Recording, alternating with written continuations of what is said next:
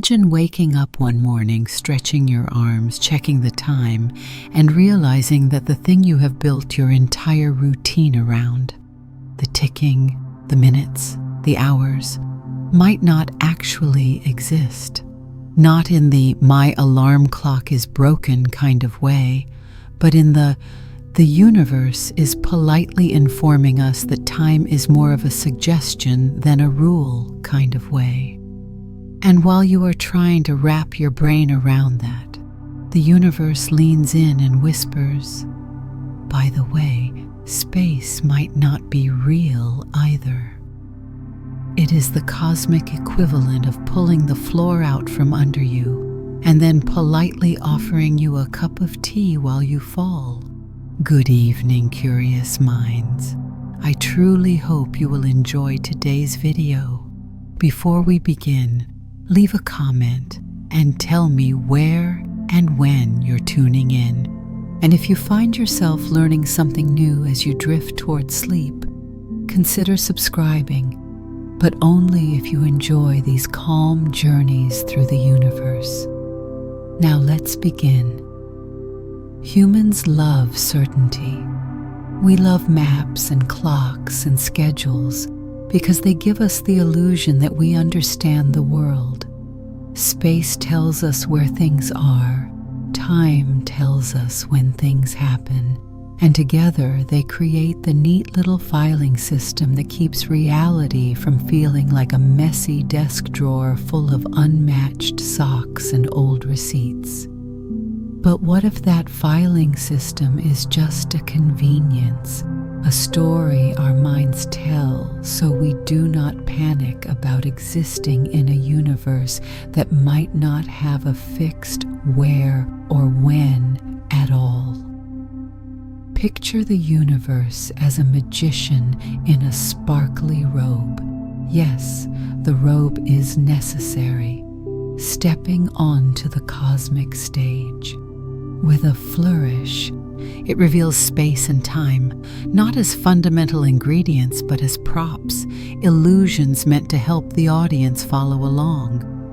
And we, very dedicated but slightly confused spectators, clap politely because the trick is so convincing that we do not even realize we are being fooled.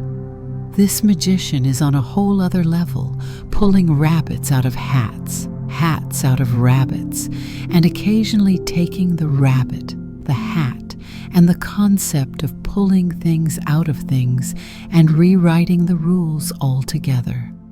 Most people never question space and time because they feel so obvious. We walk from one room to another and say, "I moved through space." We feel hungry and say, "It has been a long time since breakfast." These ideas feel baked into the structure of everything, like the crust of a cosmic pie we do not remember ordering, but happily eat anyway. Yet the deeper we stare into the nature of reality, the more it starts to resemble a pie that does not actually have a crust or a filling, or possibly even the plate. Reality might be the world's most convincing soufflé, looks solid, holds its shape, and then collapses the moment you try to understand how it stands up. This script begins in that collapse, the moment your brain goes, "Wait, what?"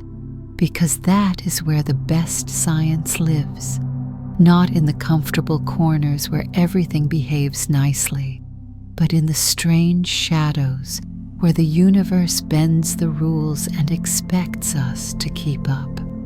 Asking whether space and time are real is not just a question for philosophers, physicists, or that one friend who always brings up existential ideas at parties, right when you were about to enjoy chips in peace. It is a question that cuts straight into the foundation of reality itself. If space is not real, then distance is not what we think it is. Two objects could feel far apart only because our brains interpret them that way. the same way a movie seems continuous, even though it is just a sequence of still frames flashing by. If time is not real, then the flow of past to present to future could be something our minds create, so life does not feel like an all-you-can-eat buffet of moments served out of order without labels. The universe may not be a grand clockwork machine ticking away. It might be closer to a cosmic scrapbook where all the pages already exist, even the ones we have not turned yet. But the strangest part is this: if space and time are illusions, they are incredibly good illusions. The universe has been running this show for about 14 billion years, and we have only recently started peeking backstage. It is like realizing the walls of your house are actually stage props, and behind them is a whole different structure you were never supposed to see. The unsettling part is not that the props are fake. It is that we have been living comfortably among them, completely unaware. And yet, there is something thrilling about that uncertainty. Because if the universe has been pulling off a magic trick this grand, then discovering its secrets means stepping into a new kind of wonder. Suddenly, reality becomes flexible. Familiar rules crack open. The world becomes less like a rigid textbook and more like an unfolding mystery novel where every chapter reveals something stranger than the last. You are no longer just a passenger in space and time. You become a detective trying to solve the biggest case in history, the one where the culprit might be reality itself. So let us start there, at the edge of certainty, staring into the possibility that the stage we stand on is not a stage at all. If the universe is performing a trick, it is the greatest trick ever attempted. And now, for the first time, we get to start asking how it is done. Long before anyone tried to measure the speed of light or argue about whether the universe curves or wiggles or folds itself like an ambitious origami project, humans had to start with something much simpler: figuring out where they were and when they were supposed to show up for things. Early civilizations treated space and time the way a kid treats a hand-drawn treasure map, good enough to follow, even if it is wildly inaccurate and possibly facing the wrong direction. For most of human history, space just meant where I can walk before I get tired, and time meant when the sun tells me I should probably stop working. It worked in the same way a rubber ruler works. Technically, it measures something, but it also stretches, shrinks, and lies to you whenever it feels like it. Imagine someone thousands of years ago trying to understand the world with no satellites, no clocks, not even a pocket sundial to swing around dramatically. They looked up at the sky, noticed the sun seemed to move, and said, "Great, we will use that." The sun became the world's first cosmic supervisor, rising and setting on schedule, judging everyone equally, and never approving vacation requests. Time was not a fluid dimension. It was a giant ball of fire declaring when it was morning, when it was lunch, and when you should really stop hunting and start heading home before you trip over something in the dark. Space was treated with the same simplicity. You wanted to know where something was? You pointed. Maybe you walked there. If you were feeling particularly fancy, you used the stars to navigate, which is impressive considering they are basically distant nuclear furnaces pretending to be tiny dots on a ceiling. Humans mapped coastlines, deserts, and mountain ranges using nothing but footsteps, intuition, and the occasional argument about whether a particular rock had been passed already. Entire empires grew from conversations that essentially amounted to, "I think the world goes on that way," and then someone bravely walking off to find out whether the world agreed. Eventually, people started noticing patterns. The seasons changed with suspicious regularity. Shadows grew and shrank in predictable ways, and the stars traced the same loops year after year. Humans realized that time could be sliced into chunks, mornings, afternoons, seasons, years. It was the universe saying, "Fine, here is the schedule. Please pay attention." But this schedule was not perfect. Timekeeping was like painting a straight line while riding a camel. Calendars slipped, seasons drifted. Religious festivals kept accidentally wandering into the wrong months because Earth's orbit refused to align neatly with human preferences. The clever solution: more rules, add leap days, add leap months, add whatever you need to force the calendar to behave. Every civilization became a cosmic accountant, trying to balance the books of time. Some cultures created water clocks, bowls that drained carefully to measure hours. Others used candle clocks, where time was measured by how long it took a wick to surrender to fire. These methods were creative, poetic even, but none of them could claim to be precise.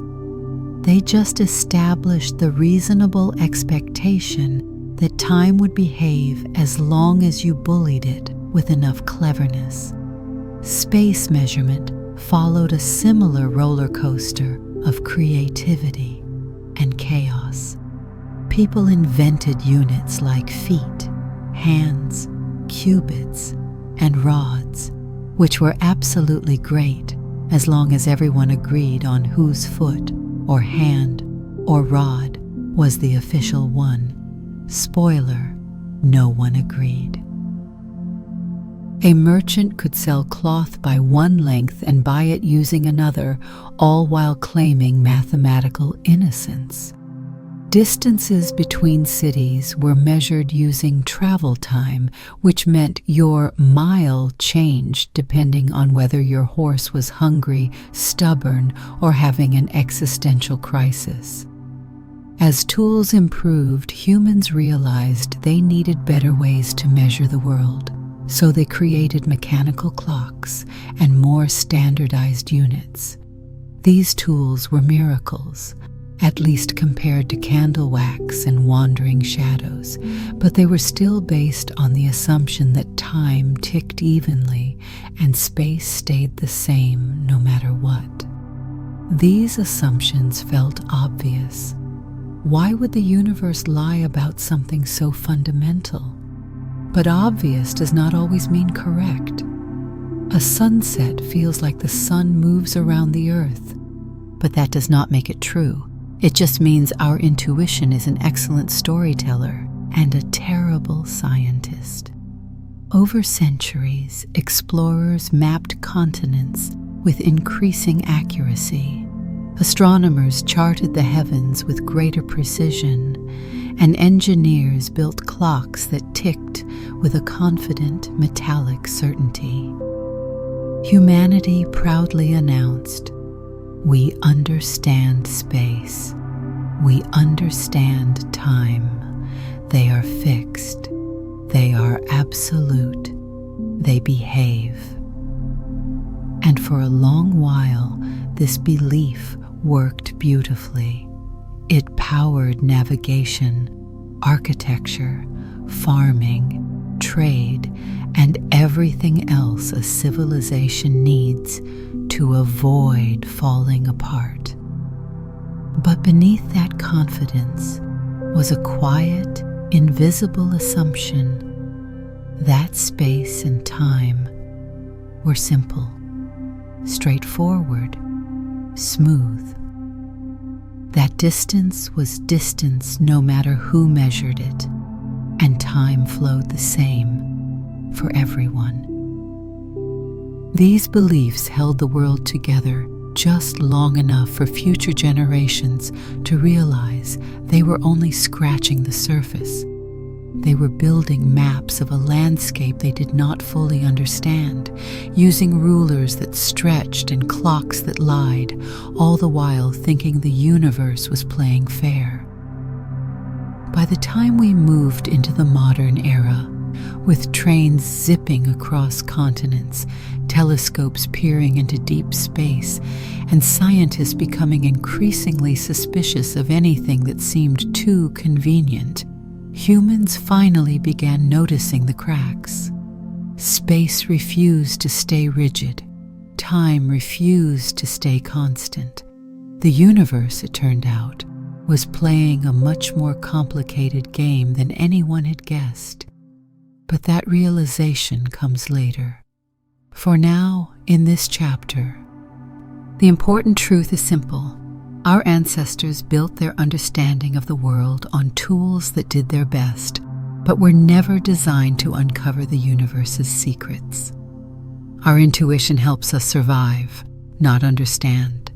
It keeps us from walking into trees, but it does not explain why the cosmos might be bending itself into shapes we cannot see. In the long story of science, this is the part where humanity confidently steps onto the field, convinced it knows the rules, not yet realizing it has been using a rubber ruler in a universe that refuses to stay still.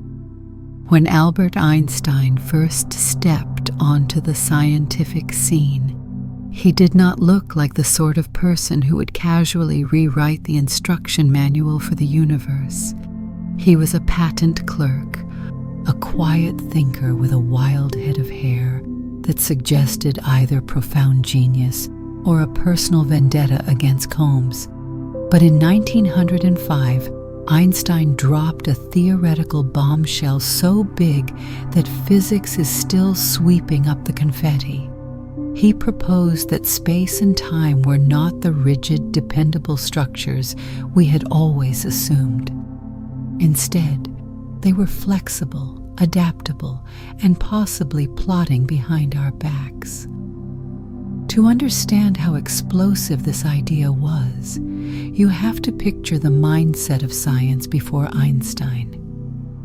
Physicists believed space was like a giant, unchanging stage where the universe performed its ongoing drama. Time, meanwhile, was a perfect cosmic metronome, ticking steadily, never speeding up, never slowing down, the same for everyone everywhere. These concepts felt so obvious that questioning them was like asking whether water was wet or whether gravity was truly committed to making your phone crack each time it falls. You just did not argue with them. Then Einstein, in a move that was equal parts brilliance and polite chaos, argued with them anyway. The problem he noticed began with light. Light, unlike everything else, does not seem interested in obeying normal rules. It does not accelerate or decelerate to match whoever is observing it. If you sprint toward a beam of light, it still approaches you at the same speed. If you run away from it, it still chases you at the same speed. Light behaves like a cosmic speed limit, unbreakable, non-negotiable, and enforced by the universe with the sternness of a parent saying, "I do not care who started it." You both sit down.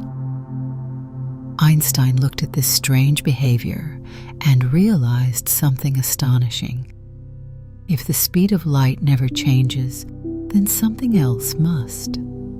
And he figured out that the universe keeps this speed constant by allowing space and time themselves to stretch, twist, warp, and wobble to make everything balance out. Suddenly, the cosmic stage that scientists thought was solid turned out to be more like a trampoline, one that shifts depending on how you move across it. Einstein's special relativity revealed that time is not a universal experience. Instead, it flows differently depending on how fast you move. If you travel close to the speed of light, time slows down for you compared to someone standing still. It is the universe's way of saying, sure, you can race through space, but it is going to cost you. This effect is not science fiction. It is real, measurable, and used in the satellites that make global positioning systems work. Without relativity, your navigation apps would think you were several blocks away from where you actually are, which would be excellent comedy, but terrible transportation. Space, too, gets bent out of shape by motion. A moving object becomes shorter in the direction it is moving, though only by an absurdly tiny amount, unless you are traveling near the cosmic speed limit. But the principle stands. The universe does not care about your instincts. It cares about the math. And the math insists that space must bend and time must stretch so that light keeps its perfect speed. What makes relativity so revolutionary is not just the new rules it introduces, but the way it forces us to abandon old ones. Suddenly there is no such thing as universal now. Two people moving differently might disagree on whether events happened at the same time. One person's before might be another's after. The universe does not offer synchronized watches. It offers relativity, where the order of events can wobble depending on how you move through the cosmic bouncy castle. Einstein took his already wild insights even further with general relativity. In this theory, mass and energy curve space and time themselves, creating what we perceive as gravity. The apple does not fall because Earth pulls it with an invisible force. It falls because Earth bends the space-time around it, creating a slope. The apple rolls down. It is a bit like placing a heavy bowling ball on a trampoline and watching smaller balls slide toward it. Not because the bowling ball demands they come closer, but because the fabric beneath them dips. This idea that gravity is geometry rather than force transformed the universe into a dynamic structure. Space can swell, shrink, ripple, and twist. Time can slow down near heavy objects, meaning clocks tick differently at different altitudes. If space and time were furniture, general relativity would reveal that we have been sitting on an inflatable couch this entire time, mistaking its squishiness for solidity. Relativity was such a shock to the scientific world because it demanded that reality itself was far more flexible than anyone expected.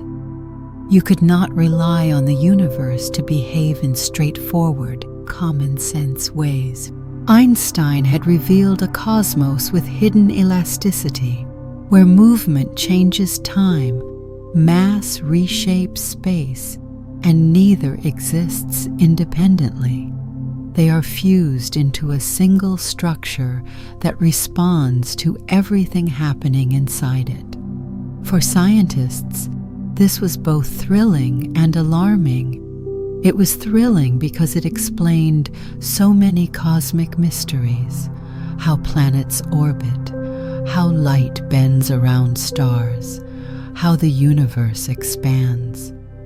It was alarming because it suggested that our most basic experiences, distance, duration, simultaneity, were not universal truths, but personal interpretations. Einstein turned the universe into something alive, something flexible, something busy, adjusting itself moment by moment. He did not just shake the cosmic stage.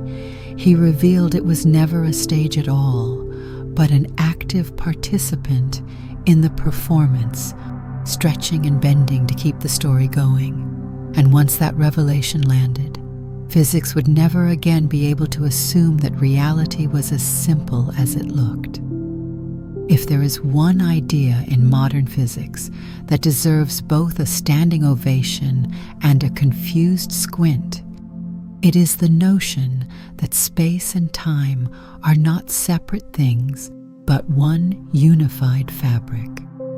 Before this idea entered the scientific scene, everyone treated space as the place where stuff exists, and time as the schedule telling that stuff when to do its thing. Two different categories, two different roles, like salt and pepper or socks and sandals, things you simply did not mix unless you wanted nature to file a complaint. Then Einstein came along and said, actually they are one thing, and he may as well have announced that cats are just secretly folded dogs. It made no intuitive sense at first, but once the logic clicked, nothing about the universe looked the same again. Imagine space-time as a gigantic four-dimensional bedsheet stretched across reality. It is not a stiff sheet either. It is elastic, flexible, and prone to sagging dramatically whenever something heavy sits on it. This is not a poetic description. It is genuinely how modern physics visualizes the behavior of the universe. Massive objects like stars and planets press down on this sheet, creating dips and curves that guide how other objects move. What we interpret as motion, whether it is an apple falling, a planet orbiting, or a comet drifting lazily through the cosmos, is just those objects sliding along the contours of this invisible cosmic fabric. This is a wild upgrade from the old picture of gravity as some mysterious force reaching out and grabbing things by the collar.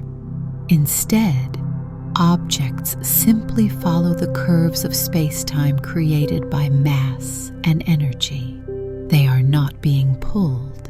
They are just doing what anything would do on a sloped surface, rolling along the easiest path.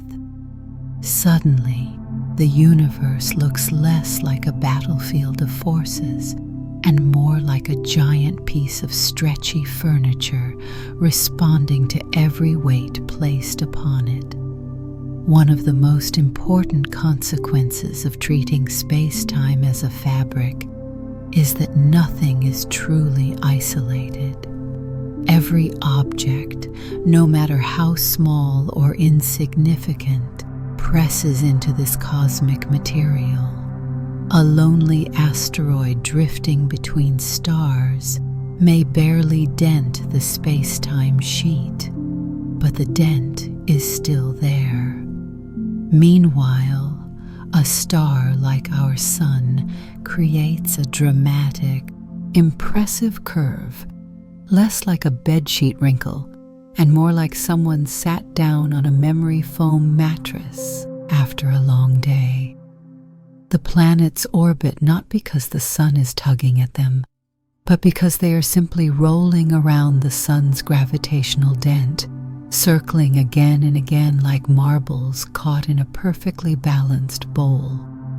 The more massive the object, the deeper the dent. Black holes take this concept to the extreme.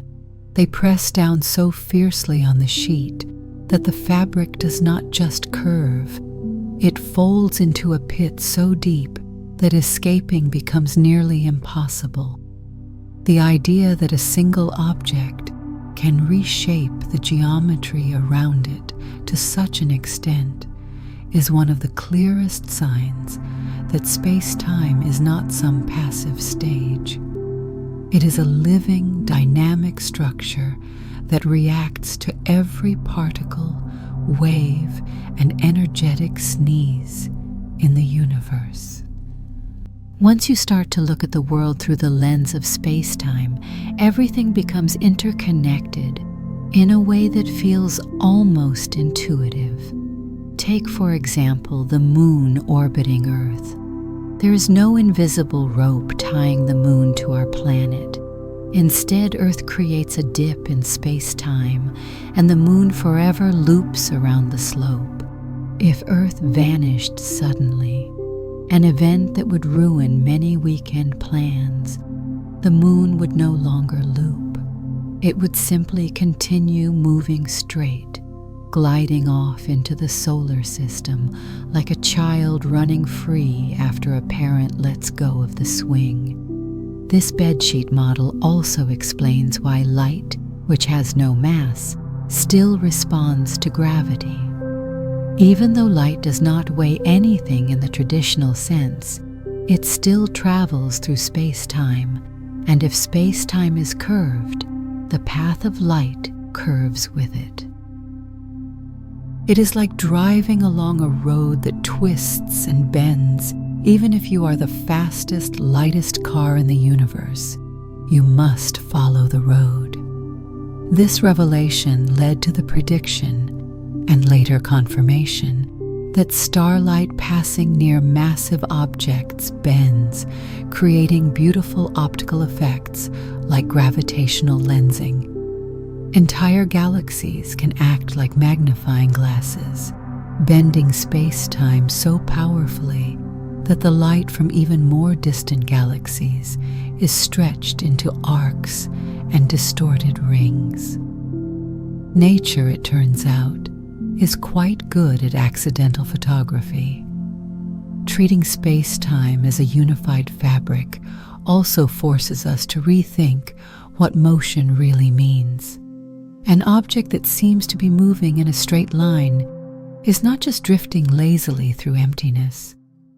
It is following the shape of the space-time beneath it, always taking what the universe considers the simplest possible route, even if you are sitting perfectly still in your chair right now.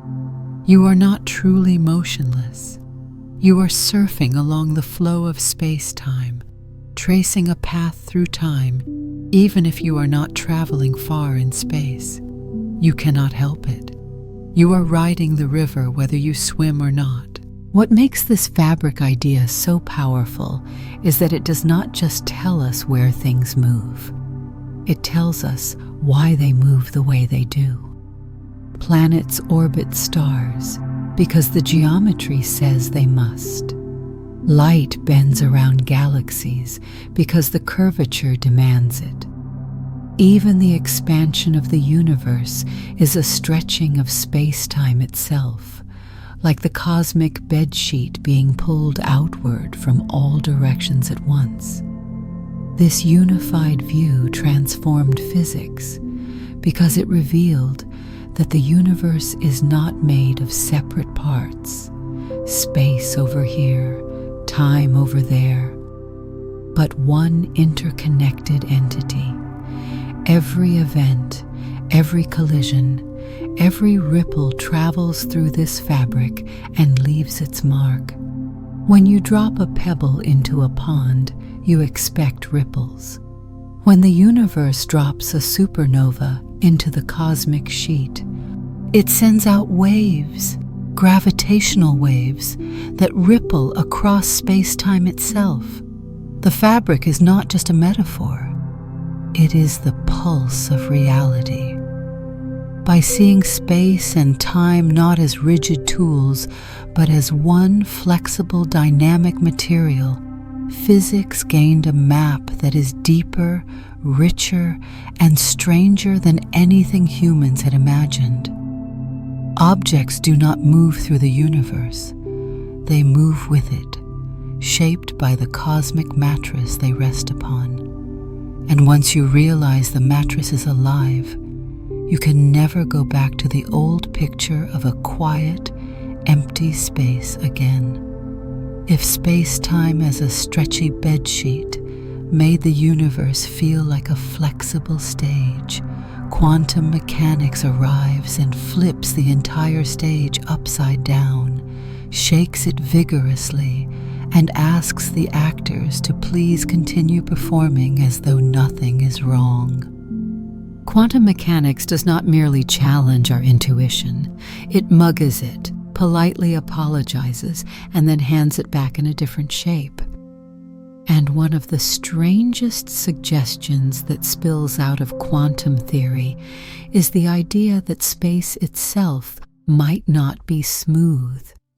Instead, it could be built from tiny, indivisible units, little chunks of where, as if the cosmos has been running on pixelated graphics this whole time, and we never zoomed in closely enough to notice. On the quantum scale, reality behaves less like a polished masterpiece and more like a cosmic glitch machine. Particles pop into and out of existence, energies jitter unpredictably, and objects can be in multiple states at once. If the classical world is a calm lake reflecting a perfect sky, the quantum world is the churning froth beneath the surface, bubbling with frantic activity. Down there, the idea of continuous space starts to look suspiciously fragile. It is like inspecting a beautiful painting and discovering that, up close, it is actually just a mosaic of tiny tiles, gorgeous from afar, chaotic and discreet underneath. This all starts with the Planck scale, the smallest meaningful scale we currently know how to define. Distances on the order of the Planck length, many orders of magnitude smaller than anything we could hope to measure directly, might represent the pixels of space. To get a sense of how tiny this is, imagine shrinking yourself down smaller and smaller until atoms become the size of galaxies, then keep shrinking until the galaxies become grains of sand, then shrink a bit more, then shrink again, and then keep going for a few dozen more universes. You still have not reached the Planck length. It is not small. It is offensively small. The reason this minuscule distance matters is that quantum mechanics refuses to let energy or momentum be endlessly subdivided. This quantization, the idea that certain physical properties come in discrete chunks, has been confirmed again and again. Light, for example, does not deliver energy in a continuous stream. It arrives in little packets called photons.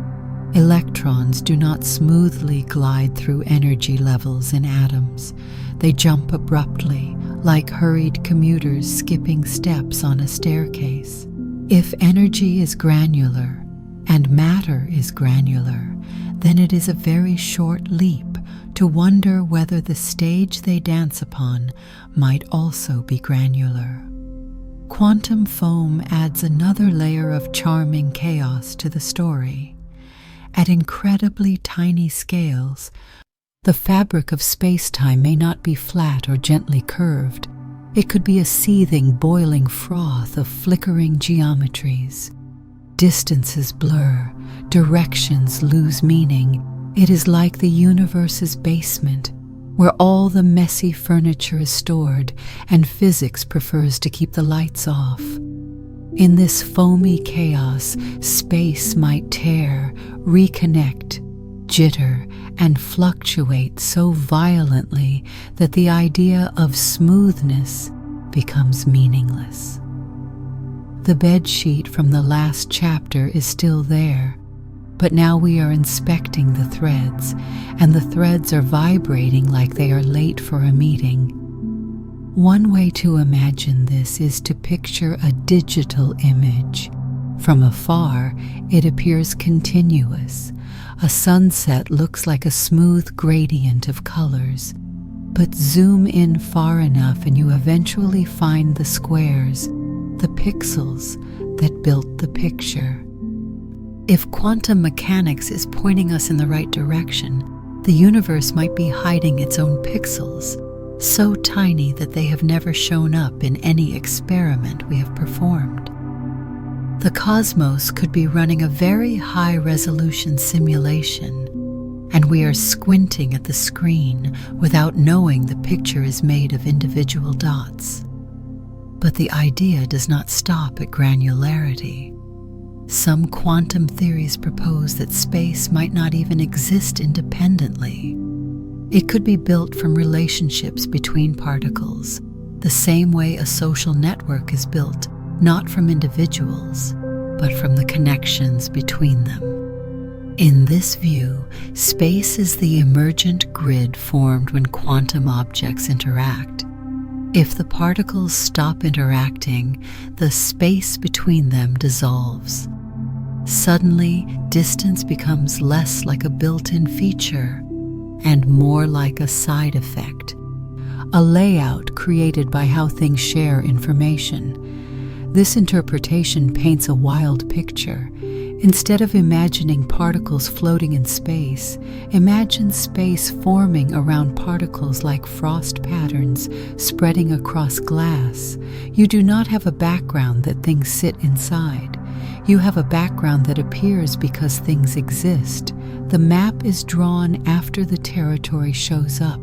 It is like building a house and discovering the rooms only form when someone steps inside. Step away, and the room fades away like a confused ghost. Quantum mechanics also introduces the issue of measurement. In the quantum world, observing something can change it. This means that space at tiny scales may not even have a definite structure until something interacts with it. Reality becomes a kind of quantum, choose your own adventure book, where choices are not just about outcomes, they define the pathways themselves. Space might be created on demand, conjured into existence just long enough for particles to use it, like a temporary bridge made of flickering planks. If this sounds bizarre, that is because it is. Quantum mechanics has a long history of making even seasoned physicists rub their temples. But the idea of pixelated space is not just speculative whimsy. It arises naturally from attempts to merge quantum mechanics with gravity, which refuses to play nicely with the rest of physics at very small scales. When you try to blend these two theories, the result often resembles a universe that cannot be infinitely divided, a universe made of tiny, indivisible chunks that form the foundation of everything else. And while we cannot yet test these ideas directly, we can see hints everywhere. Particle behavior becomes grainy. Energies come in fixed packets.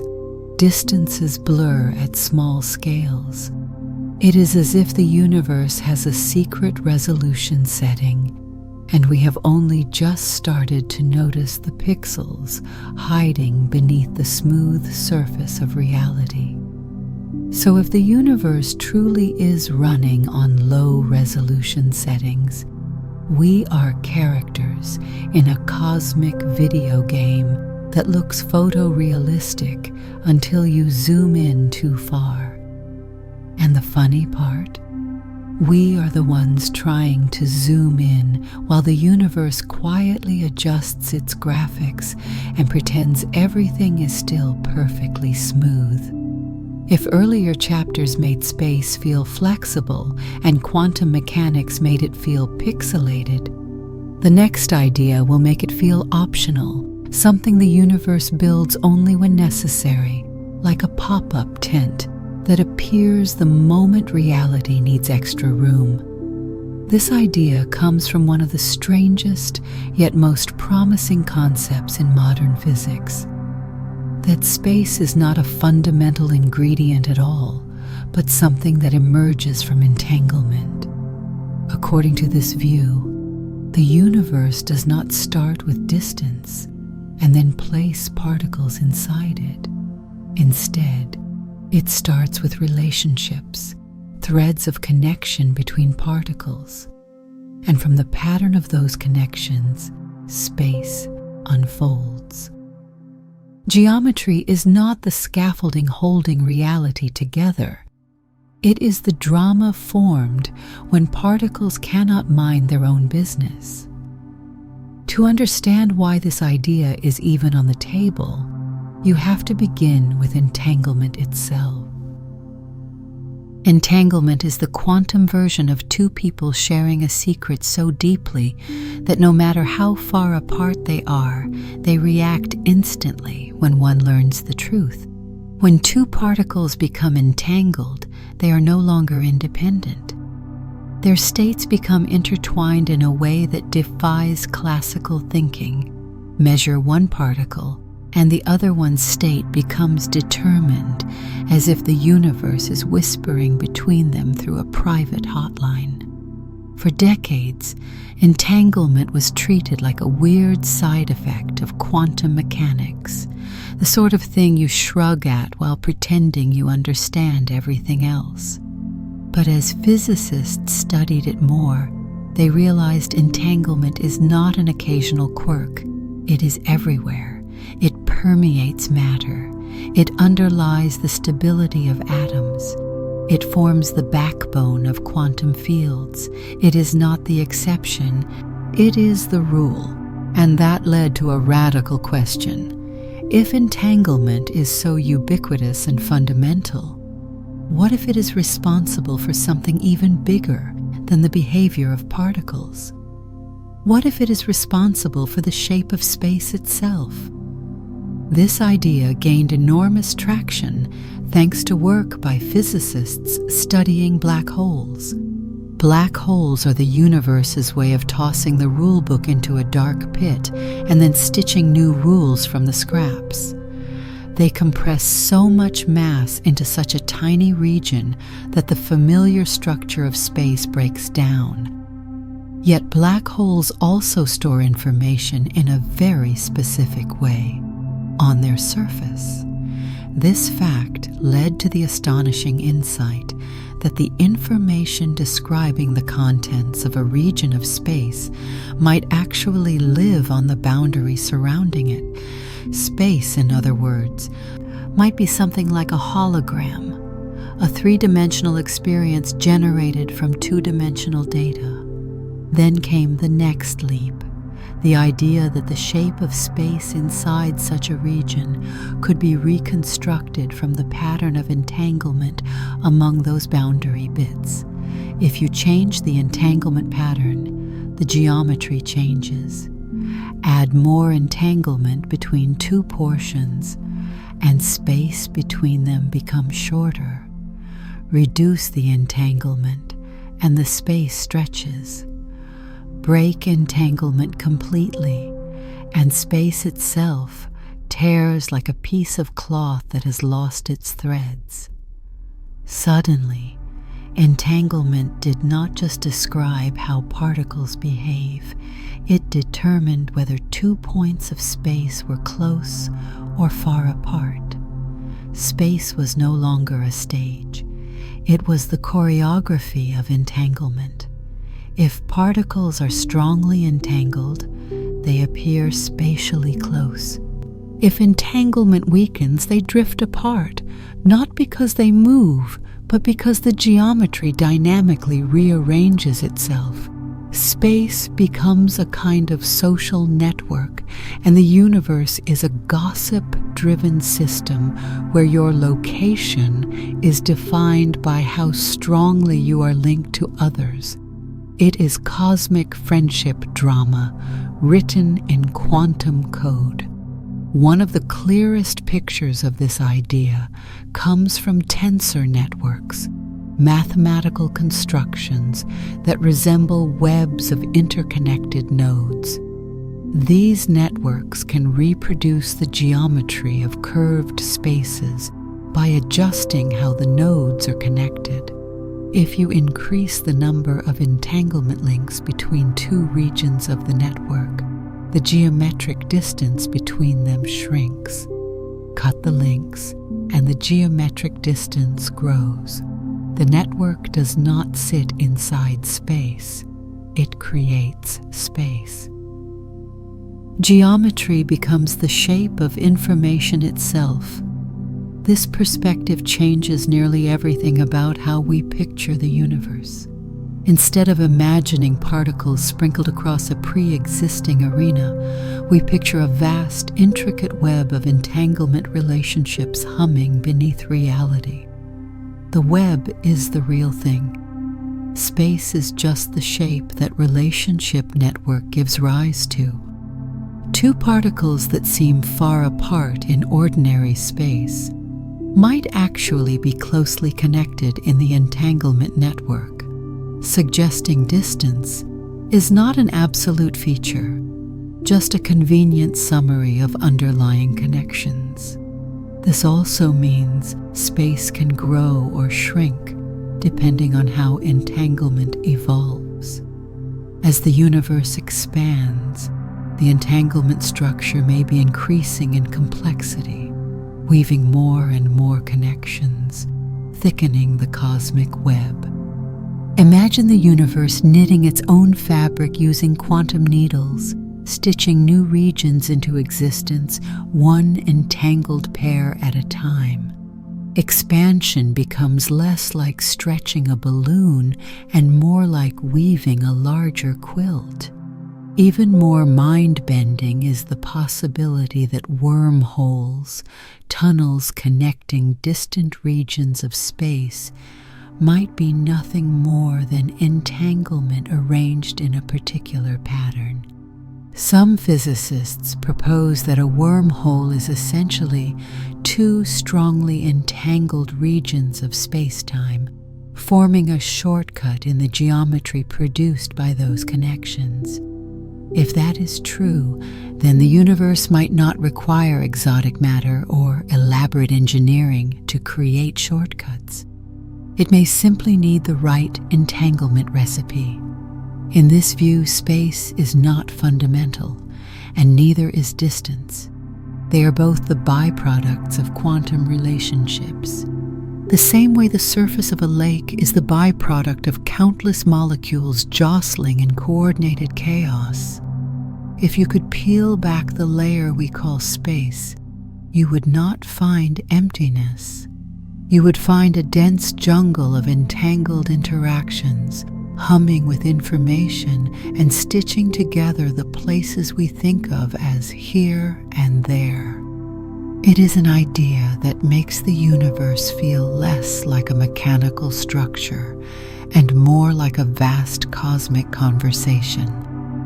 Space is the geometry of that conversation.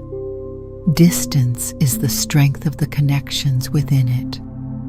And reality, at its deepest level, might be telling us that the universe is built not from things, but from relationships. Tiny threads of entanglement weaving the cosmos into existence, one quantum connection at a time.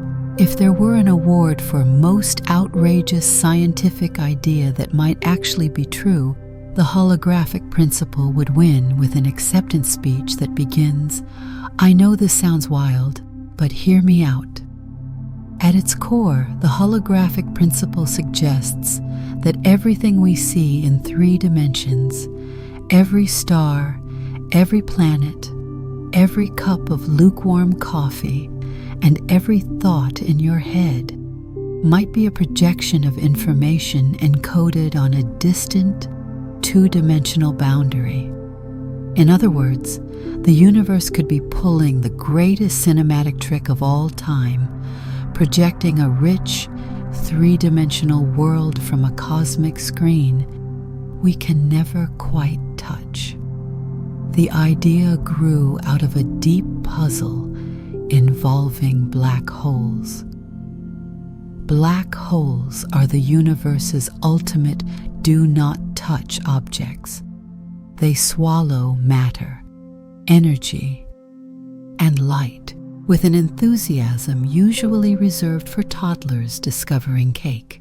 But in the 1970s, physicist Jacob Bekenstein made a discovery that snapped the scientific world awake.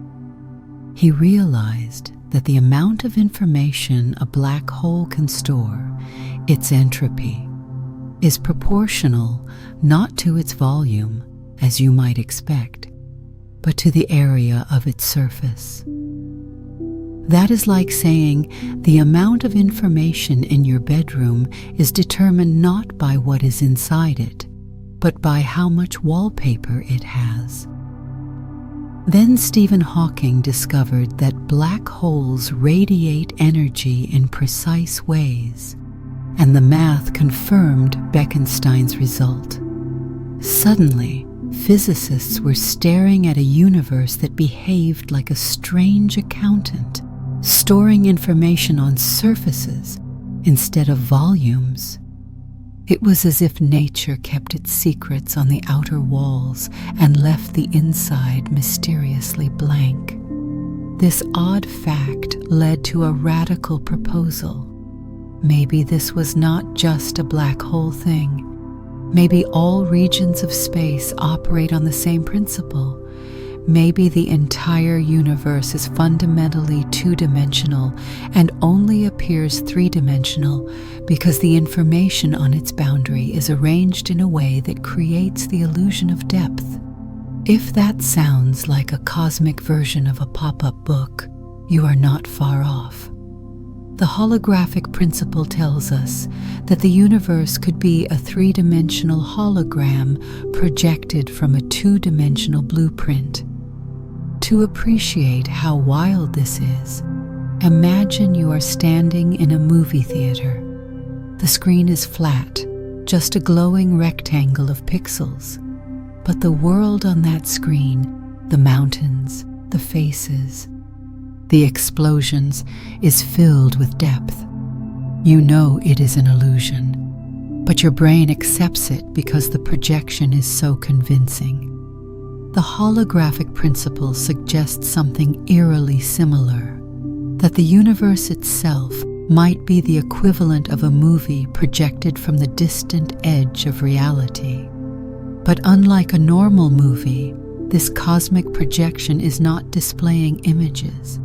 It is displaying physics, the laws that govern how particles move, how fields fluctuate, how matter clumps into galaxies. All of that information could be encoded on a two-dimensional surface, like a kind of cosmic hard drive. Our familiar three-dimensional world would then be the emergent result, a hologram rich enough that we perceive it as solid, physical, and unambiguously real. One of the most powerful pieces of evidence for this idea comes from a mathematical framework developed in the 1990s called the ADS-CFT correspondence. ADS refers to a specific kind of curved spacetime, and CFT refers to a type of quantum theory that lives on a flat boundary. The surprising discovery was that these two seemingly different descriptions, one with gravity in a bulk space, one without gravity on a boundary, actually describe the same physics. They are duals. Two stories telling the same plot from different angles. One is the three-dimensional hologram, the other is the two-dimensional screen. This correspondence showed that gravity, which normally lives comfortably in a three-dimensional space-time, can be fully described using a two-dimensional quantum system without gravity at all. It is like discovering that everything happening inside a snow globe can be explained by reading a code carved into the glass.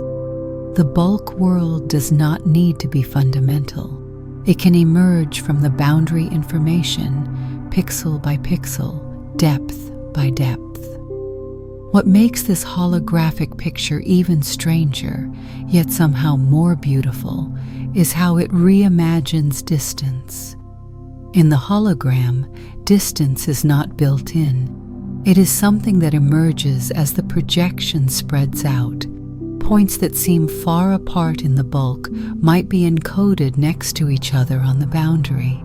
It is a reminder that what feels intuitive in 3 dimensions might be totally misleading in the underlying architecture of reality. If the holographic principle is right, our universe becomes a place where geometry is a consequence, not a starting point. The shape of space arises from how information is arranged. The curvature of space-time, what we normally call gravity, can be seen as a kind of shadow cast by deeper quantum rules written on a distant cosmic surface.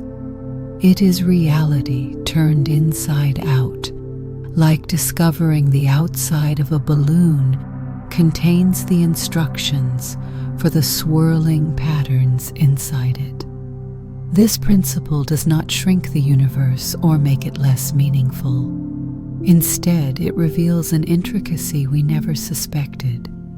Imagine learning that your favorite painting is not just brush strokes, but a 3-dimensional structure encoded on a lower dimensional canvas. You would not love it any less. You would just marvel at the genius of its construction. The holographic principle suggests that the universe itself is crafted with that kind of genius. A cosmos that appears 3-dimensional and immersive, yet may ultimately be generated from a deeper, flatter reality pulsing at its edges. We think of ourselves as living inside the universe, but according to this idea, we might be living inside its projection, like characters who believe they have depth because the screen behind them is that convincing. It is a humbling and somehow thrilling idea that all of reality could be a masterpiece of cosmic display, a kind of quantum cinema where existence itself is the story flickering across the universe's ultimate projection screen.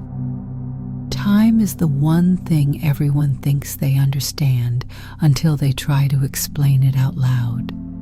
We feel it passing. We schedule our lives around it. We watch it march forward whether we want it to or not. Yet for all its familiarity, time may be one of the least fundamental features of the universe, less a cosmic river flowing forward, and more, a clever narrative device our minds use, so existence does not feel like a chaotic pile of disconnected moments. The unsettling possibility is that time might not flow at all. It might not exist as a basic ingredient. It could be something that emerges when the universe arranges its events in a pattern our consciousness can interpret. The same way a story emerges when random sentences suddenly line up to make sense. To see why scientists even entertain this idea, you have to look at how utterly unnecessary time appears in certain fundamental equations. Many of the deepest laws of physics do not care about before or after. They work perfectly if you remove the ticking clock altogether. It is as if the universe's blueprint was written by someone who forgot time was supposed to be included, and we only added it later because existing without it made our brains hurt. In the underlying math, the universe simply is a colossal arrangement of events, all existing together like an infinitely detailed mural. It is only from our limited viewpoint inside the mural that we experience a feeling of progression, the sense that one moment leads to the next. This has led some physicists to suspect that time might be a kind of illusion, not a fake illusion, not the sort you dismiss, but the kind your brain conjures, because without it, reality would feel like scrambled eggs dumped on the floor. Everything technically present, nothing meaningfully ordered. Think about how your mind stitches together sensory information. Your eyes, ears, and brain all have different processing speeds, but you do not notice the mismatch. Your brain politely buffers and rearranges the chaos into a smooth timeline, the same way your phone tries to play a video flawlessly, even when the internet connection is one sneeze away from collapsing. If consciousness has to do this much editing just to give you the experience of this happened, then that happened, imagine what it might be doing on the grand scale of your entire lived timeline. A key clue that time might be emergent comes from how memory works. We remember the past, not the future. This is incredibly suspicious. If the universe truly has a flowing, objective timeline, why are we designed to retain only half of it? One explanation is that remembering the future would make the entire narrative collapse into existential nonsense. Another explanation, favored by scientists studying the roots of time, is that the arrow of time, the sense of direction that runs from past to future, is created by the universe increasing its disorder. The past is quieter, cleaner, more structured. The future is the cosmic junk drawer that keeps filling. We remember the direction that leads toward order because that is where memories can be written. We don't remember the direction that leads toward future chaos because information there is too scrambled to store. If time depends on disorder increasing, it is not fundamental. It is a bookkeeping trick. It is a consequence of how physical systems evolve, not a backdrop on which they evolve. This would mean that the universe does not have a built-in now. Instead, now is something our brains construct by surfing the wave of increasing entropy, always riding the crest, never seeing anything behind or ahead of it with clarity. Another perspective on emergent time comes from quantum theories that attempt to unify gravity with the rest of physics. In many of these models, the universe is described as a vast network of relationships, events connected to other events, states connected to other states. There is no time variable telling the network what order to unfold in. Instead, the pattern of connections creates an illusion of sequence. Time becomes more like a path through the network than a river running alongside it. Different observers might take different paths, assemble different stories, and perceive different timelines depending on their motion, location, or state of mind. This makes time feel less like a universal commandment and more like a personal playlist. The events are all stored somewhere, but the order you experience them depends on the settings you travel with. Even the idea of flow may be a cognitive special effect. Our minds crave continuity. So we string events together like beads on a necklace, even though nature might not supply the string. We create the narrative so we can understand our own existence without melting into confusion. Brains love stories. Time might simply be the story we tell to make the universe feel navigable. Some theories push this even further. They suggest that time emerges when large systems behave collectively. A single particle may not experience time at all. It simply exists in a superposition of possibilities. But when billions of particles interact and settle into patterns, a direction appears. Time becomes the emergent property of complexity, the same way temperature emerges from molecules that individually have none. A lonely particle knows nothing of yesterday, but a universe full of interacting particles generates a direction because the collective behavior produces a gradient from order to disorder.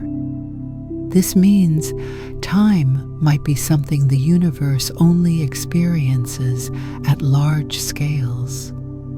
Zoom in far enough, and the whole concept dissolves.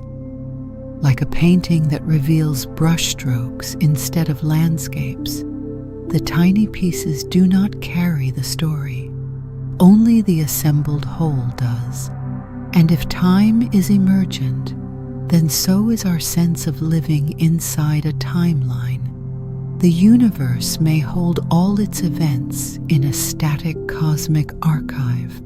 We, however, move through that archive sentence by sentence, convinced that the plot is unfolding because our consciousness reads it that way. The storyline is real to us, even if it is not fundamental to the universe. So the unsettling possibility is also the liberating one. Maybe time is not the great cosmic dictator we thought it was. Maybe it is the grand narrative our minds craft so we can journey through existence without feeling like our lives are just unshuffled cosmic flashcards. If time is the storyline, then consciousness is the storyteller, piecing together fragments of reality to make the universe feel like a continuous, meaningful experience rather than the most elaborate collage ever created. If you have ever wanted to blame the universe for making your choices feel suspiciously predetermined, like it has been quietly reading ahead in your life's script, then the block universe idea is your moment.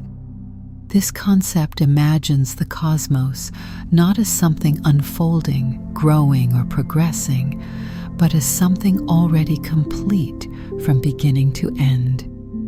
Every moment, your birth, your first heartbreak, the time you forgot why you walked into a room, the time you remembered halfway back out, all of it exists together in a single, enormous structure.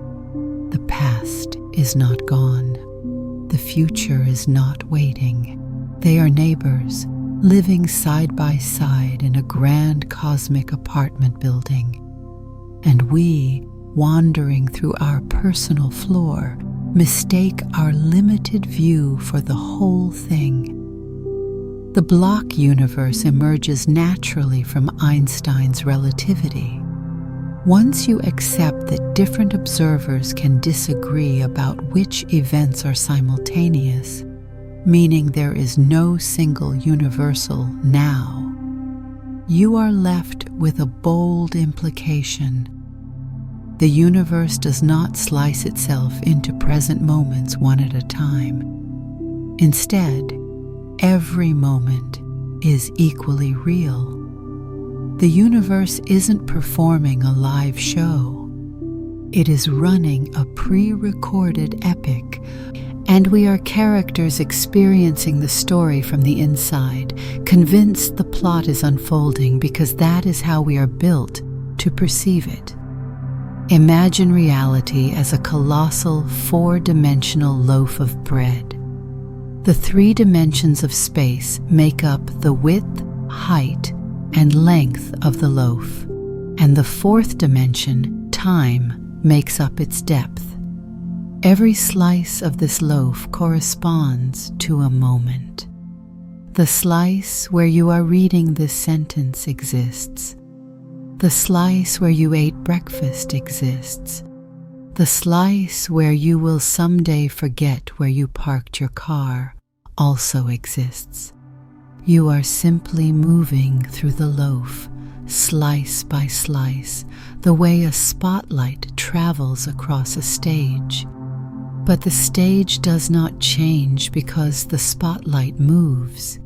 It is our awareness that glides, giving us the sense of passing moments. In this view, the universe does not grow older. It does not update itself. It simply is. The entire timeline is laid out in a fixed geometry, like a frozen river made of events instead of water. What we call the past is just the region of space-time behind our current position in the loaf. What we call the future is the region ahead. Neither region disappears or materializes. They are always present. If someone were capable of looking at the whole loaf at once, which thankfully for our sanity, no one can, they would see every moment side by side, like panels in an enormous cosmic comic book. This idea has a peculiar effect on free will. In everyday life, we treat choices as open possibilities. We stand at crossroads, literal or metaphorical, and imagine an array of futures we could inhabit. But in the block universe, every choice we ever make is already embedded in the structure. The moment you decide to buy the mango instead of the apple is just as fixed as the moment you decided to watch that one show for only one more episode and suddenly discovered it was 3 a.m. From the outside perspective, your entire path is set. But from the inside, you still feel like you are choosing, because that feeling is part of the structure too. The universe includes not only the decision, but the sensation of deliberation. This does not make free will meaningless. It simply makes it internal rather than external. The choices you make are still your choices. They arise from your personality, your memories, your quirks, your hopes. But in the block universe, these things are not causing your path to unfold. They are the path. You choose what you choose because that is who you are in that slice of the loaf. It is not that the future is controlling you. It is that the entire timeline contains the full expression of your character from start to finish. Your sense of agency is real, but it doesn't rewrite the loaf. It is written into the loaf. One of the strangest consequences of this picture is how deeply it reshapes the meaning of change. In the block universe, change is something that happens within the loaf from one slice to the next. It is not something the loaf itself undergoes. The universe is not changing. The events inside it simply differ from one region to another, the same way different coordinates on a map describe different landscapes. Asking the block universe to change would be like asking an entire novel to add chapters after it has been printed. The story is already there. We are just reading through it one page at a time. This also gives new weight to memory. We remember the past but not the future because of our location and direction in the loaf. Our consciousness has a built-in orientation. It points from earlier slices toward later ones. If we were somehow rewired to remember future events instead of past ones, it would not change the loaf. It would only change our movement through it. Of course, this idea is deeply unsettling, so nature wisely keeps us oriented in the direction that causes the fewest existential crises. Some critics argue that the block universe feels too static, too unmoving to match the vivid, dynamic world we experience. But that is like saying a painting is static just because the paint does not move. The painting still contains an entire scene full of life, and the viewer's eye animates it by traveling across the canvas. The universe may be frozen in 4 dimensions, but our consciousness animates it, creating the impression of motion. We are the moving spotlight. We are the travelers in a landscape that does not need to move in order to be rich with structure and meaning. The block universe does not rob us of our humanity. Instead, it reframes our lives as fully realized cosmic sculptures, timelines carved into space-time, each one complete, intricate, and uniquely ours. The universe may be the ultimate optical illusion, but we are not passive observers of it. We are the vibrant, living threads inside the illusion, weaving our own experiences as we glide through the geometry that holds every version of us, from our earliest beginnings to our farthest futures, already waiting in the silent, timeless architecture of the cosmic whole. If earlier chapters have made the universe seem like a flexible mattress, a pixelated display, and a holographic screenplay, Loop Quantum Gravity comes in and says, all of that is lovely, but what if space is actually a giant cosmic crochet project? This theory proposes that the geometry of the universe, the curves, the distances, the shapes we take for granted, is not continuous at all. Instead, it is woven from countless minuscule loops, each loop representing a tiny quantum of space.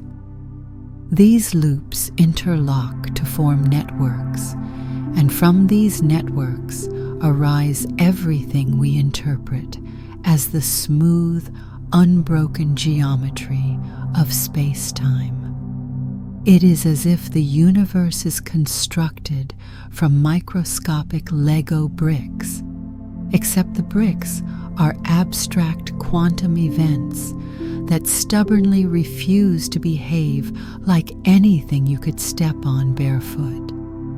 Loop Quantum Gravity, or LQG for short, though we will avoid using acronyms in the final script, begins with a bold idea. Gravity should not be treated as a continuous field, the way it is in Einstein's theory. Instead, it should be quantized, broken into indivisible pieces, just like energy in quantum physics.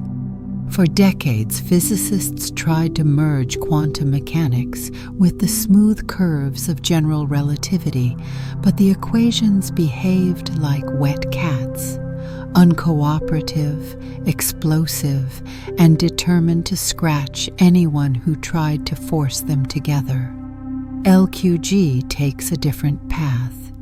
Instead of trying to quantize gravity as a field within space-time, it quantizes space-time itself.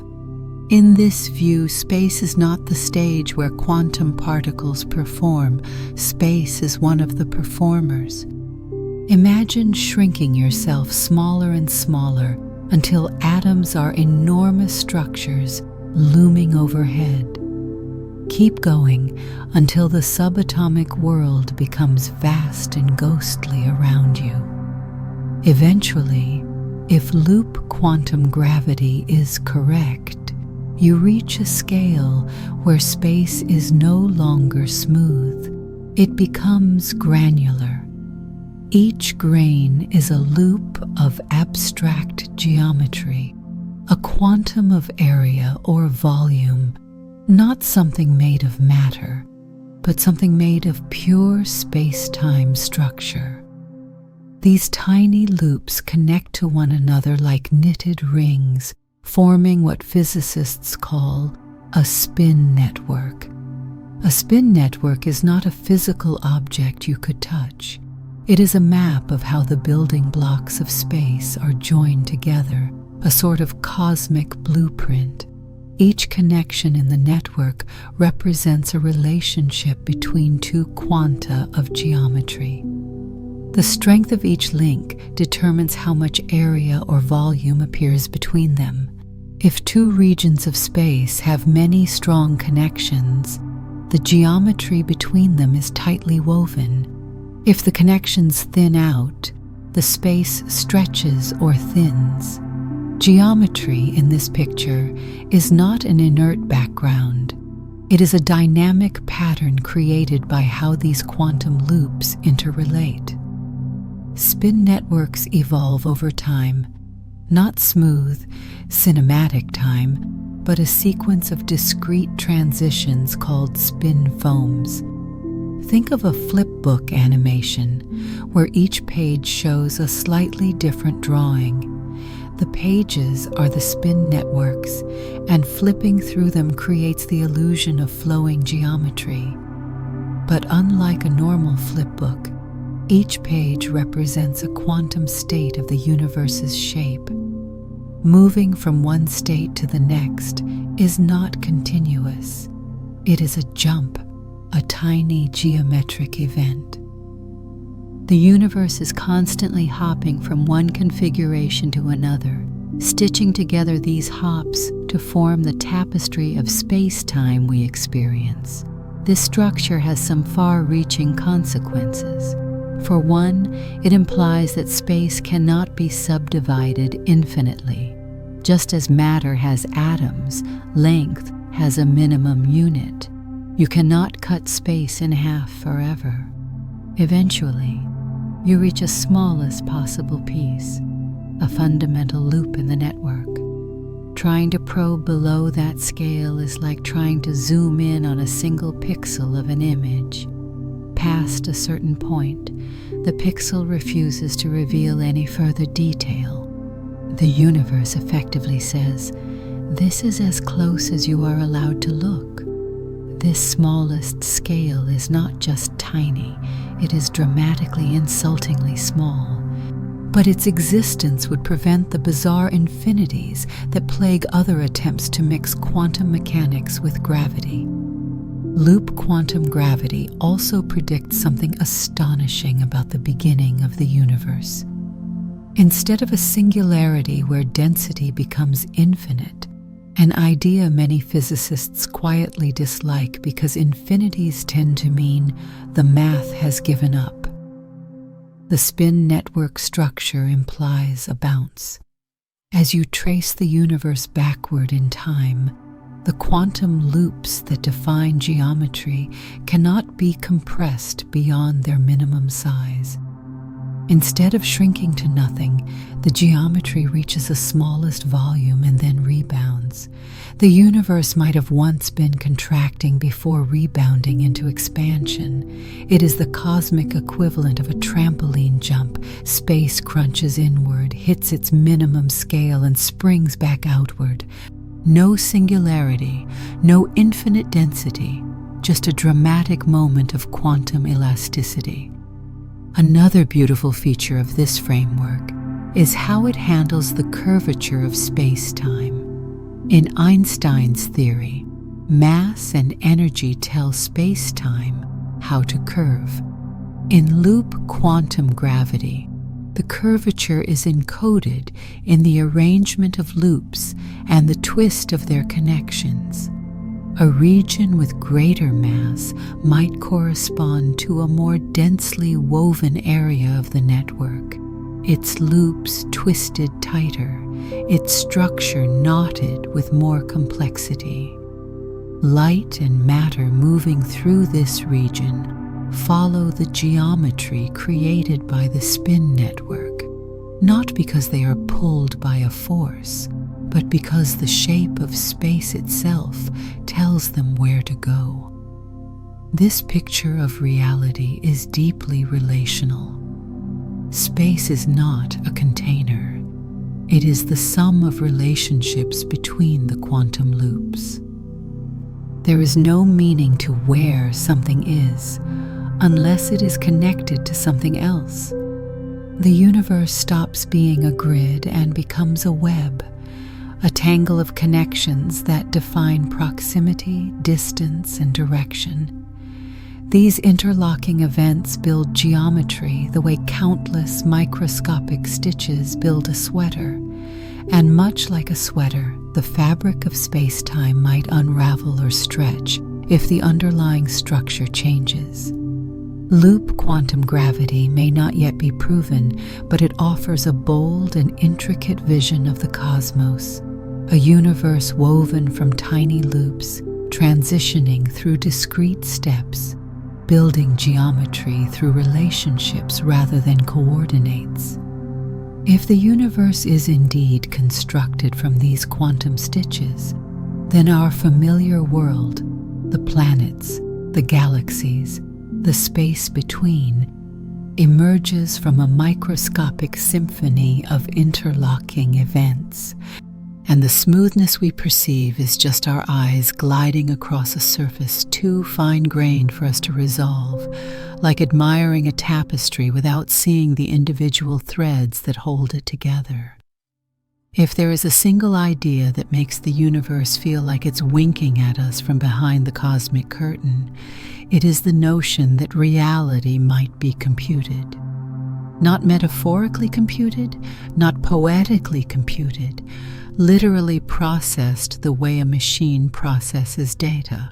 In this view, the universe is not a grand physical stage, but a colossal information engine, humming beneath everything we experience.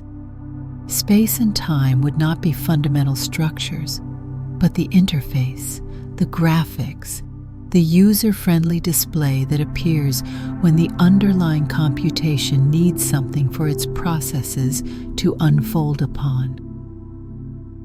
It is the cosmic equivalent of a loading screen, except this one is breathtakingly elaborate and has been running for billions of years.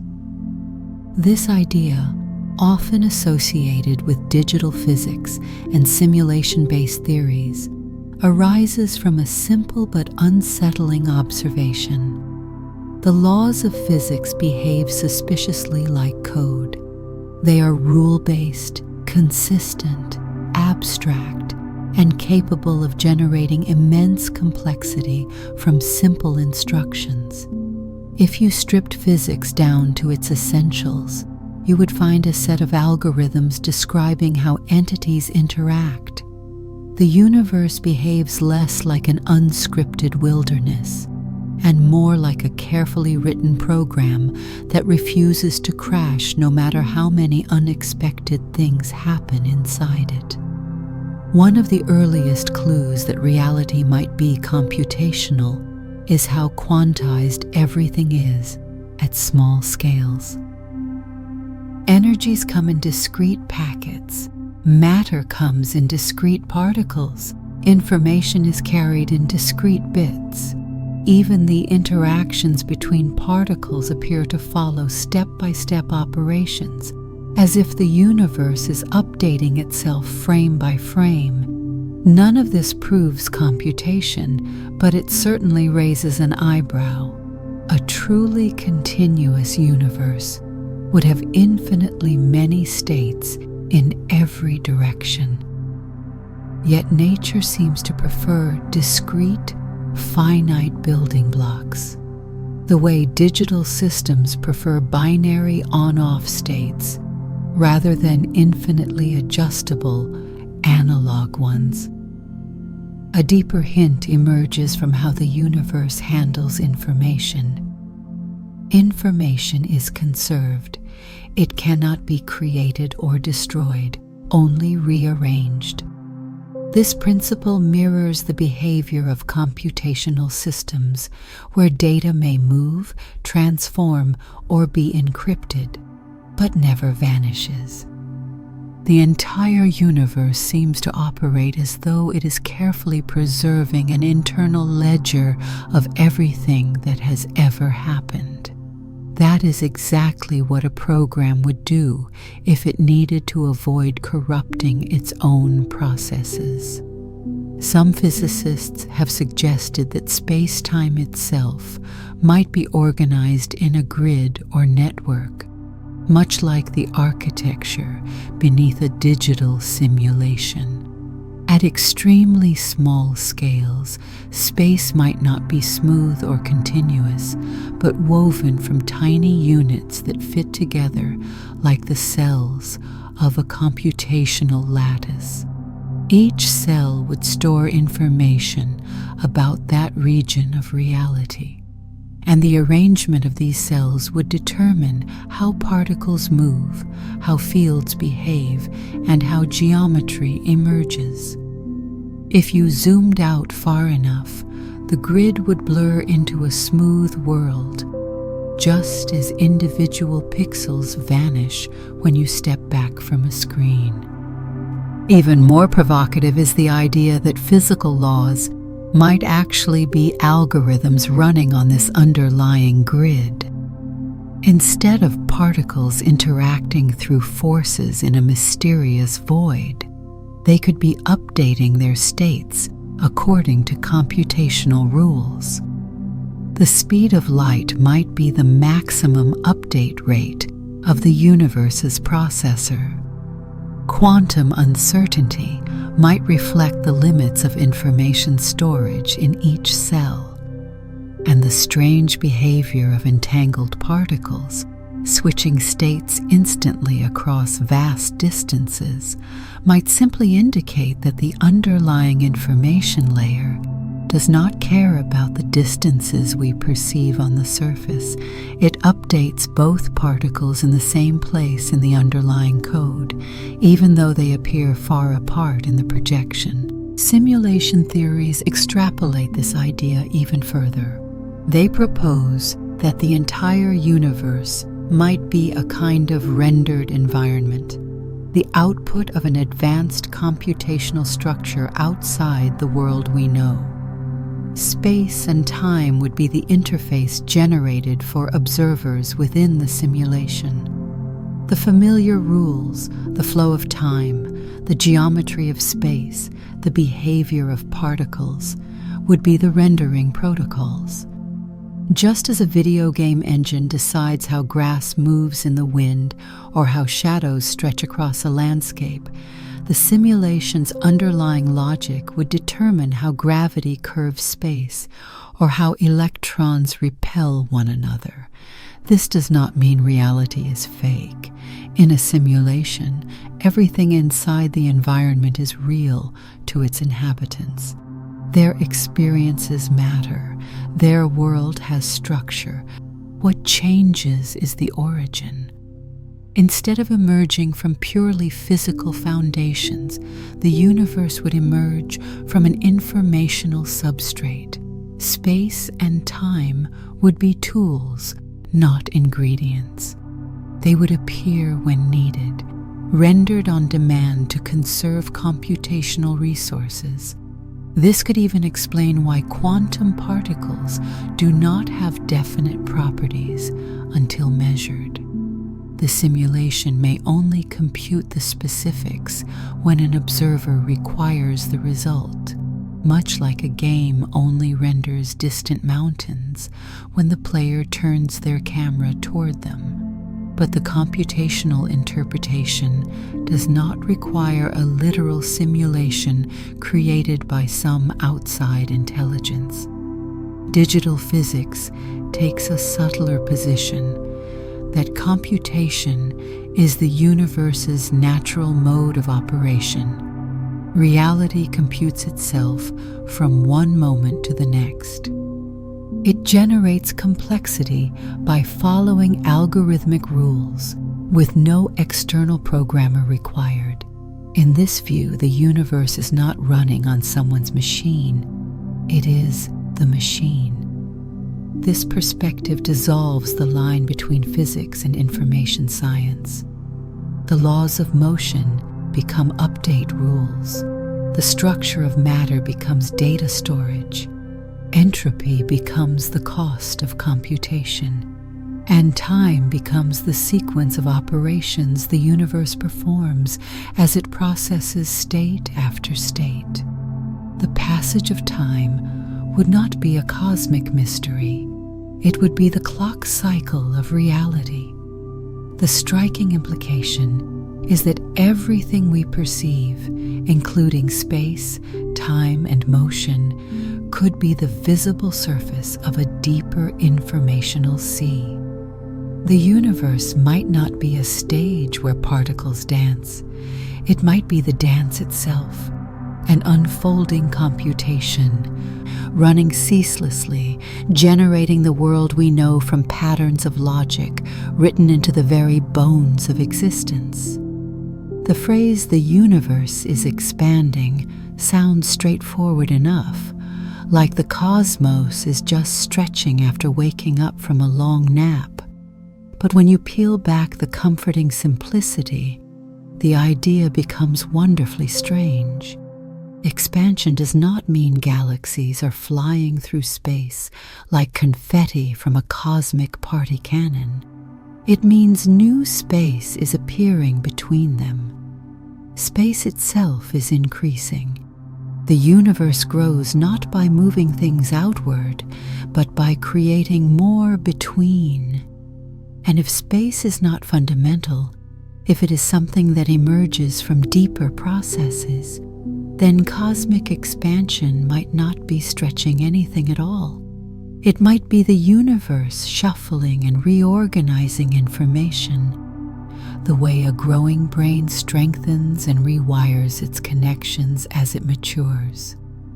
To understand why this interpretation is even plausible, imagine we live in a universe where space is not a pre-existing container. Instead, space is something generated by relationships, interactions, and informational patterns. When those patterns change, the geometry of the universe changes. Expansion then becomes a story about an evolving informational structure, not a balloon inflating in a dark room. This perspective helps untangle one of the most puzzling facts about expansion. It accelerates. The universe is not just growing, it is growing faster over time. Traditional imagery makes this look like the cosmos suddenly deciding to hit the gas pedal for dramatic effect. But if space is emergent, an accelerating expansion could simply reflect an acceleration in the rate at which new informational relationships appear in the underlying substrate. The universe might not be racing outward. It might be reorganizing itself more vigorously as it ages. Imagine a library that keeps writing new books faster and faster. The shelves do not move. The aisles do not widen. The library simply generates new content, and the structure adapts to accommodate it. Expansion in an emergent spacetime universe could be something like that.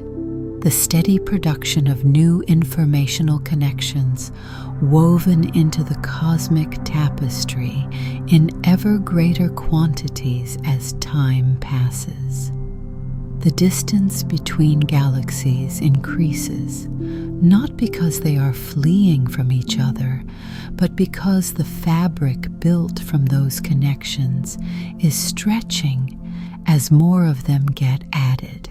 This shift in perspective also reframes the puzzle of empty space. In our ordinary view, empty space seems like a vast ocean of nothingness. But in an emergent model, emptiness might be anything but empty.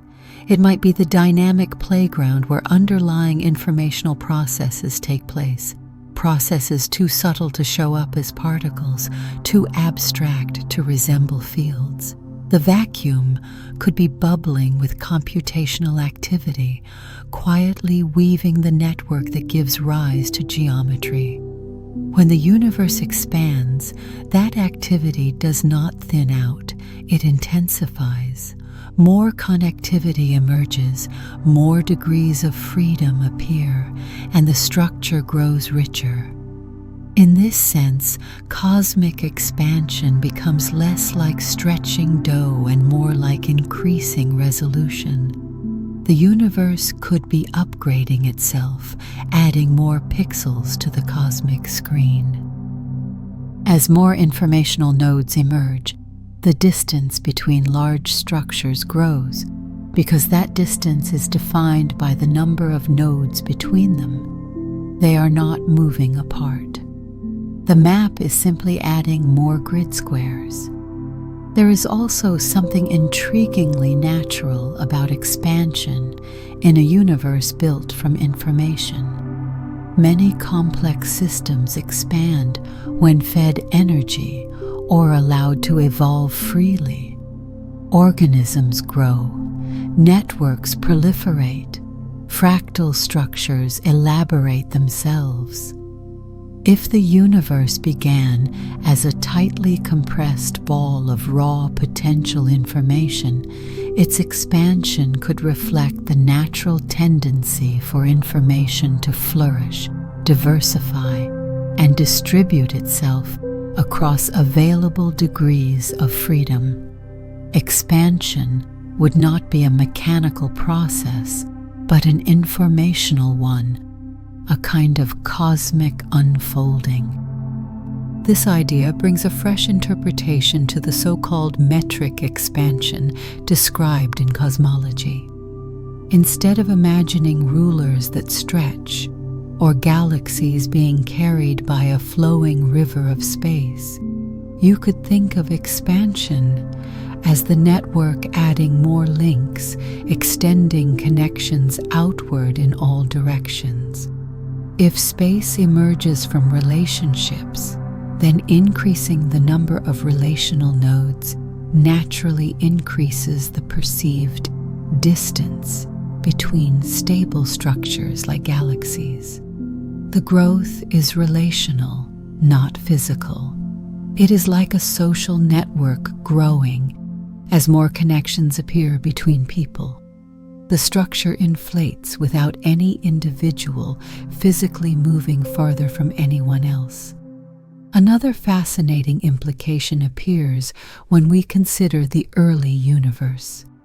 Shortly after the universe began, it went through a dramatic growth spurt known as inflation. Space ballooned at a rate so rapid that ordinary words fail to do it justice. But if space is emergent, inflation might not have been an explosion of geometry at all. It could have been the universe's first major information surge, the moment it rapidly unfolded from an extremely compressed state into something more structured. Before inflation, the informational network may have had minimal structure, like an uninitialized system waiting for instructions. Inflation could have been the cosmic equivalent of booting up, switching from raw potential to fully active computation. The universe may have expanded because it needed room to express the complexity encoded in its earliest conditions. Seen this way, expansion also offers a new way to understand why the universe appears so homogeneous on large scales. If expansion is driven by a process reorganizing information uniformly, then distant regions would naturally share similar properties. They would not need to physically mix or communicate. They would be given matching rules at the level of the underlying information. Uniformity would be baked into the fabric from the beginning, not smoothed out later by physical processes. And what about the long-term future? If the universe keeps expanding, does that mean the informational network keeps growing forever? Possibly. In such a scenario, distant galaxies drift beyond visibility, not because they are fleeing us, but because the informational structure between us and them keeps thickening until their signals can no longer traverse the growing web. The universe becomes more intricate, more interconnected at its foundational level, even as large-scale structures drift into cosmic solitude. In the emergent space-time picture, expansion is not about size. It is about complexity. It is not about galaxies racing away. It is about the universe reorganizing itself from the inside out.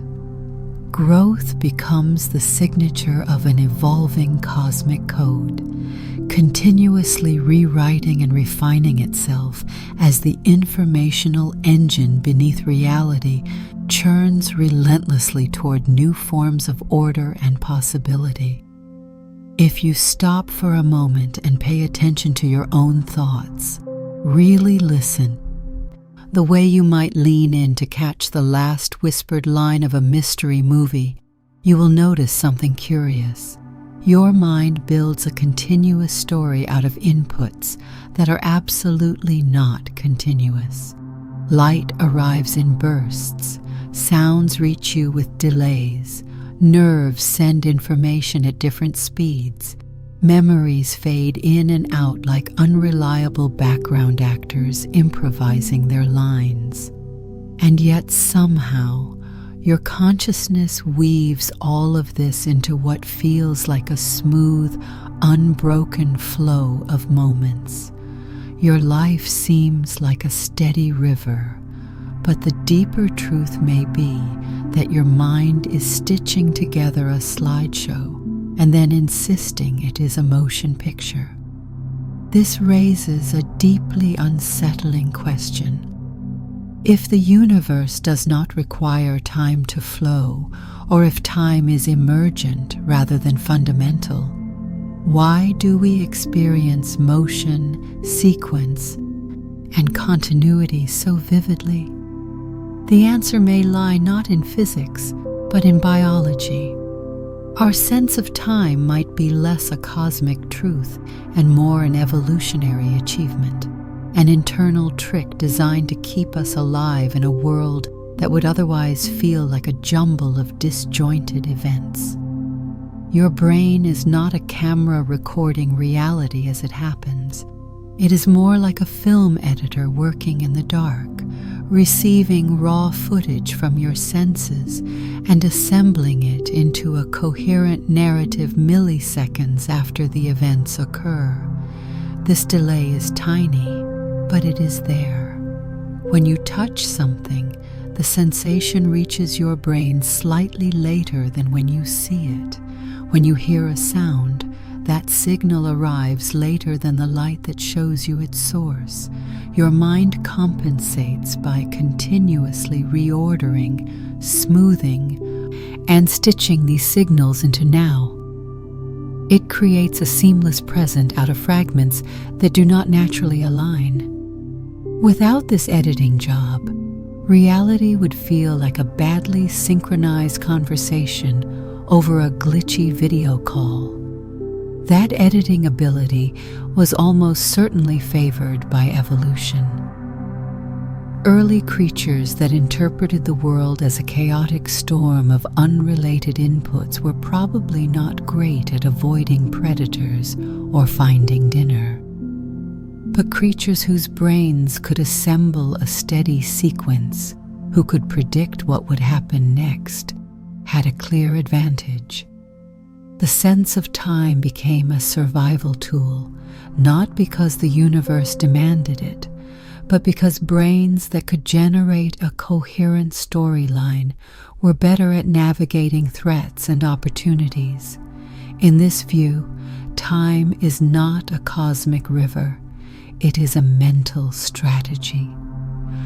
Another clue that continuity might be an internal construct comes from the odd ways our minds distort time.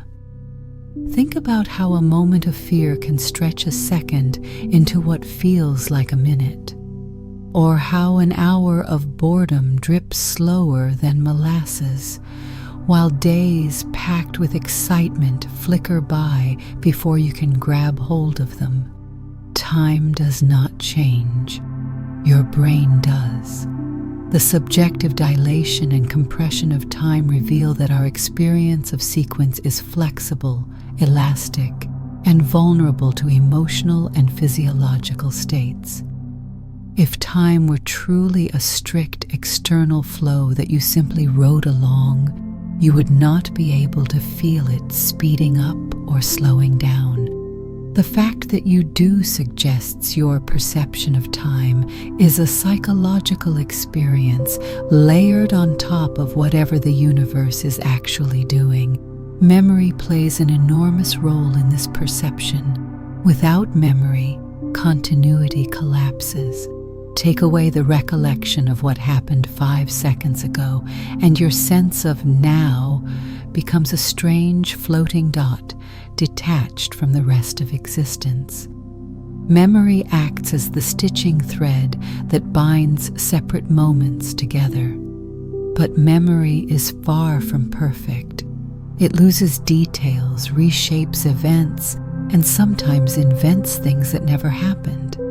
A system like that is not documenting a chronological truth. It is constructing a narrative, and narratives require sequence. Your brain tells a story of forward motion because stories with order give meaning to the world, even if the underlying universe might not mandate that direction. There's also the curious phenomenon of anticipation. Humans constantly imagine futures that have not occurred. Your mind rehearses conversations, predicts outcomes, prepares for dangers, dreams about possibilities. This forward-facing orientation gives the sensation of being propelled through time.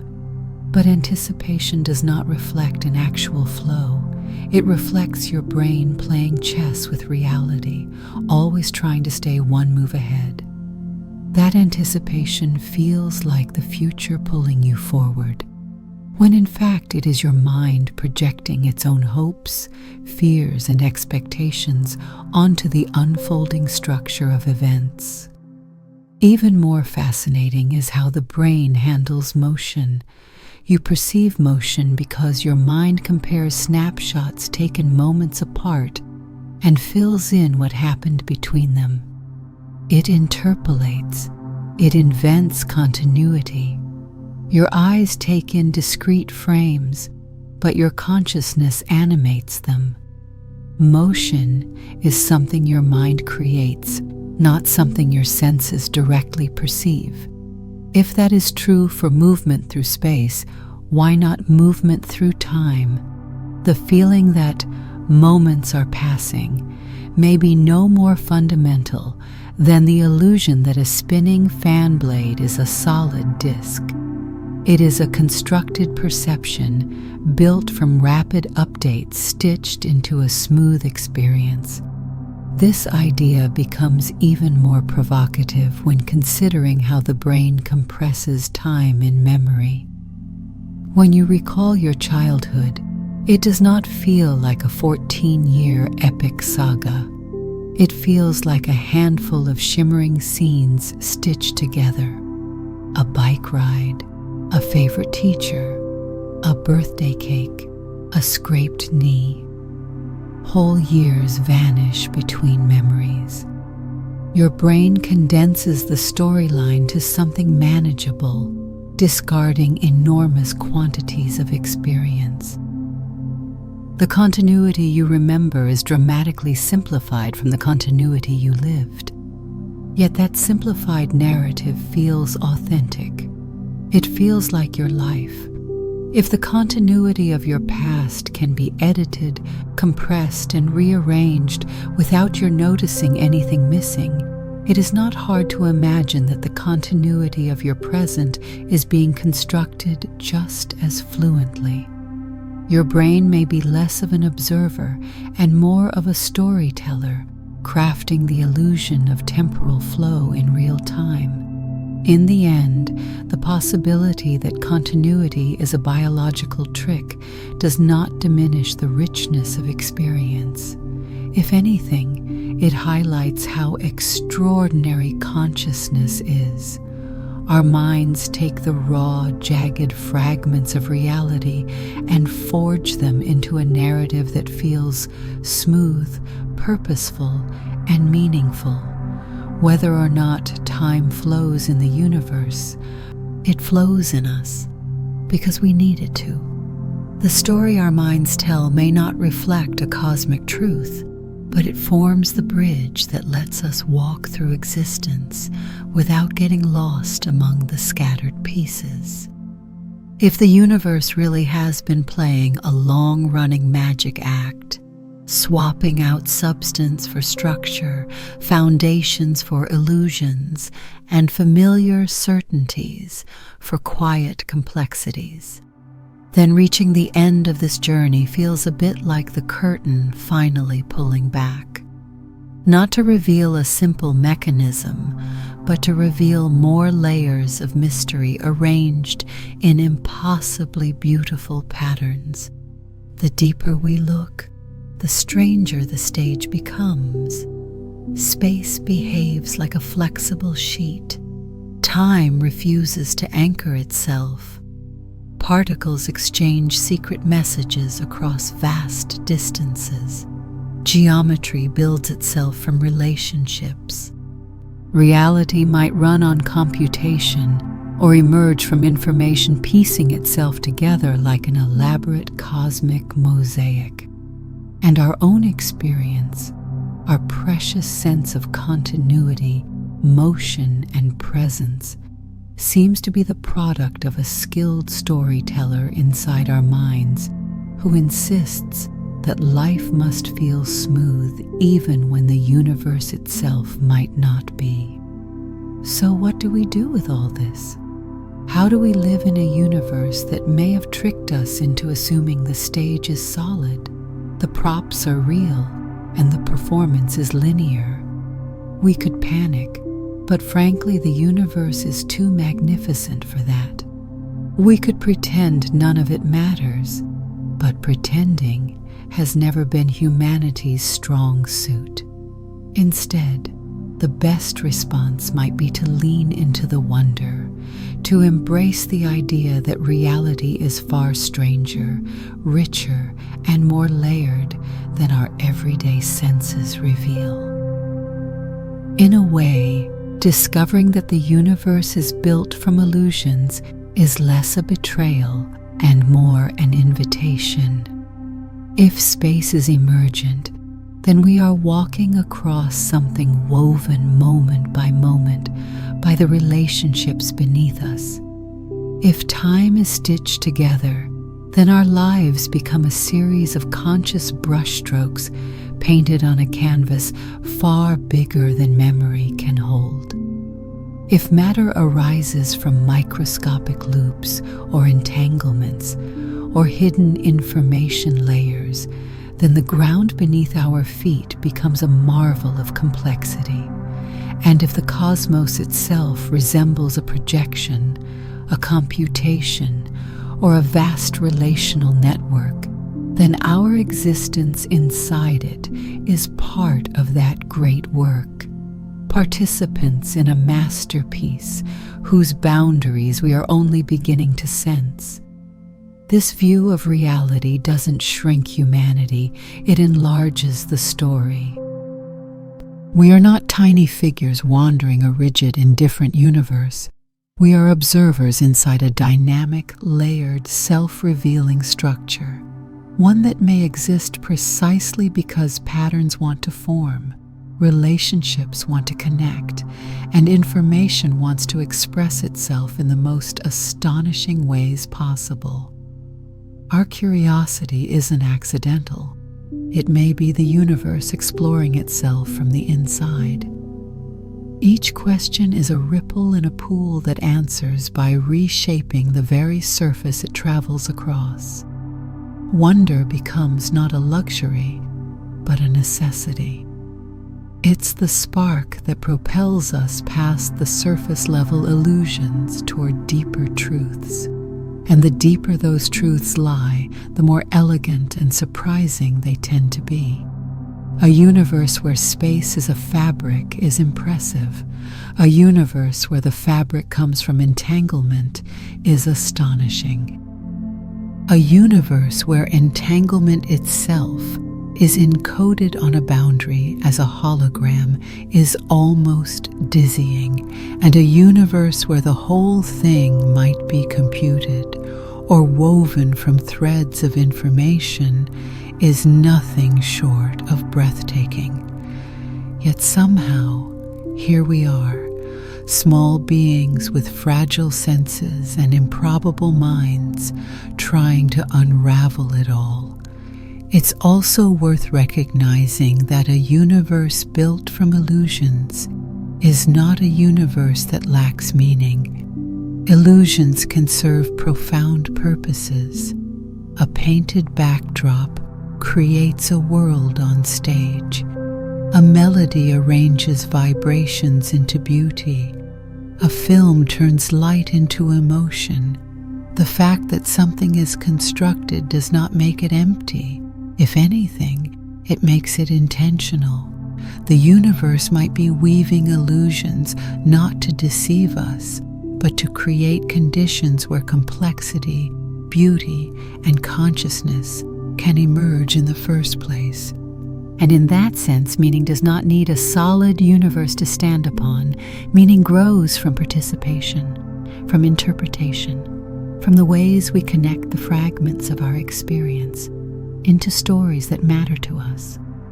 Whether time flows or merely feels like it does, we still fill that flow with choices, ambitions, mistakes, and triumphs. Whether space is fundamental or emergent, we still cross it to find people we love, ideas we chase, and futures we build. Whether reality is computational or relational, our perceptions and actions still ripple through it. In fact, knowing that the universe might be faking the stage only deepens the sense of awe. It suggests that the cosmos is not a static arena, but a living, evolving puzzle, one that invites us to keep peeling back layers, even when each layer reveals a deeper strangeness than the last. The more the universe hides, the more irresistible it becomes to search. And perhaps that impulse, the hunger to understand, to decode, to stretch our minds into the unknown, is the most remarkable emergent property of all. It transforms us from passive passengers into explorers wandering through a labyrinth that seems to rearrange itself just to keep us guessing. We are not outsiders peering in.